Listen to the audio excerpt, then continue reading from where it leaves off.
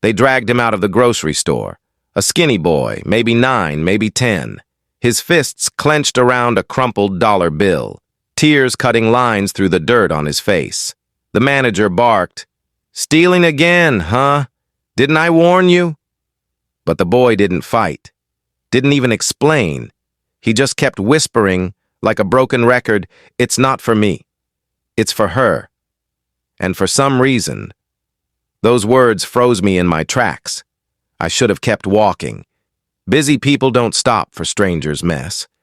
But something about that boy, it pulled me in. "Hey," I said, stepping forward. "What's going on here?" The manager rolled his eyes. "Kid tried to sneak out bread. Same as last week." I looked at the boy. He stared at his shoes, that crumpled dollar still trembling in his hand. "What did you mean?" I asked gently. "Who's it for?" He finally looked up. His eyes, they were older than his face. "It's for my little sister.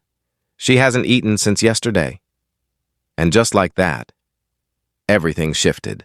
I didn't know what to say. The whole store went quiet. Even the manager shifted, uneasy. A part of me wanted to walk away. Not my problem. Not my kid. But then the boy added, in the smallest voice, "If I go home without food, she'll cry all night again." That did it.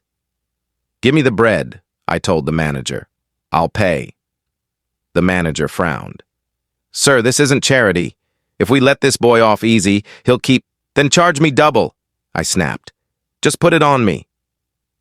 The boy's eyes widened, like nobody had ever stood for him before. He clutched the bread to his chest, not saying thank you, not smiling, just holding on, like it was life itself. Outside, I followed him. Something in me needed to know more. "Where do you live?" I asked. He hesitated. "You don't need to." "I want to." So he led me. Down cracked sidewalks, past broken fences, to a tiny apartment building with paint peeling off the walls, up the stairs, second floor, Unit 2B.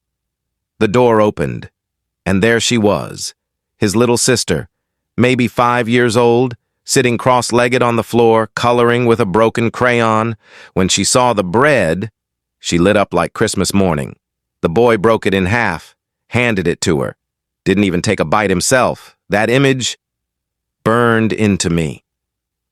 "Where are your parents?" I asked. Silence. His jaw tightened. He looked away. Finally, "They left, months ago. Said they'd be back. They never came." I couldn't move. 2 kids, alone, surviving on scraps. The boy looked at me like daring me to judge him. "I can take care of us. I promised her I would." And in that moment, I believed him. But here's the truth. I didn't think I'd ever see him again after that day. I left some food, slipped a 20 into his backpack when he wasn't looking. Then I walked away. Life has a way of pulling you back into your own problems, bills, work, responsibilities, and for years, I forgot about the boy with the crumpled dollar, until last month. I was at the hospital. Chest pains had brought me in. Nurses buzzing, doctors rushing, everything felt like a blur. But then, a young doctor walked in, sharp suit under his white coat, confident, calm. He looked at me and smiled. "Don't worry, sir. I'll take care of you." His eyes stopped me cold. I'd seen them before, older now, stronger, but those same eyes. "You," I whispered. "It's you, isn't it?" He paused, then nodded slowly.